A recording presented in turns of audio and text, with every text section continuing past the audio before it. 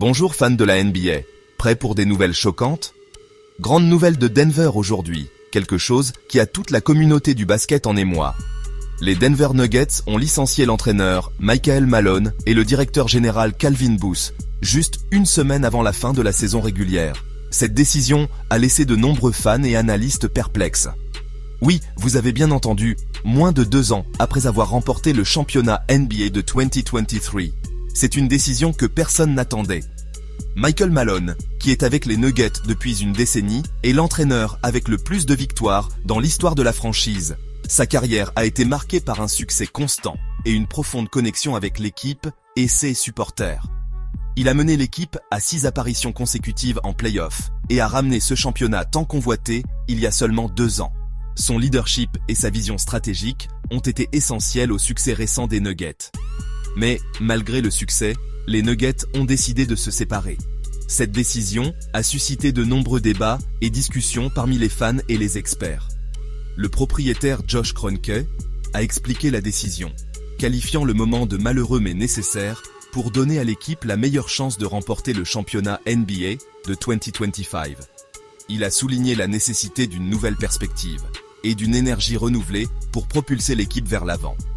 Kroenke a loué Malone pour ses contributions, disant qu'il a aidé à construire la base du programme de niveau championnat. Il a reconnu que les efforts de Malone ont été fondamentaux dans les réalisations de l'équipe. L'entraîneur adjoint David Adelman assumera le poste d'entraîneur principal par intérim pour le reste de la saison. Adelman est avec l'équipe depuis plusieurs années et est très respecté par les joueurs et le personnel. Parlons maintenant de Calvin Booth.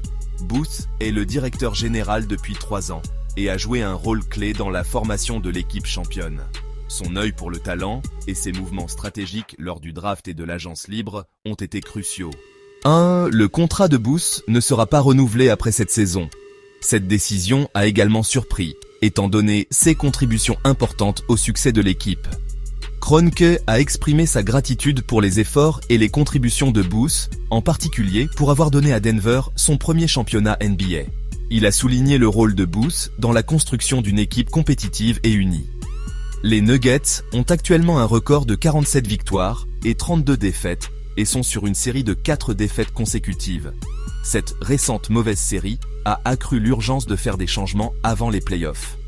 Avec 3 matchs restants dans la saison régulière, ils pourraient terminer n'importe où entre la 3e et la 8e place de la conférence Ouest. La performance de l'équipe lors de ces derniers matchs sera cruciale pour déterminer leur position en play-off. Et Denver n'est pas la seule équipe à faire de grands mouvements. Le mois dernier, les Memphis Grizzlies ont également licencié leur entraîneur, Taylor Jenkins. Cette tendance au changement d'entraîneur en milieu de saison devient de plus en plus courante à mesure que les équipes recherchent des résultats immédiats. Alors, qu'en pensez-vous, fans des Nuggets? Était-ce la bonne décision? La décision de se séparer de Malone et Booth est certainement controversée, et les opinions sont partagées. Faites-le moi savoir dans les commentaires. Vos opinions et réactions sont importantes, et nous voulons avoir de vos nouvelles. Et n'oubliez pas de liker et de vous abonner pour plus de mises à jour NBA. Restez à l'écoute pour les dernières nouvelles et analyses de vos équipes et joueurs préférés. Merci de nous avoir regardés, et à la prochaine fois.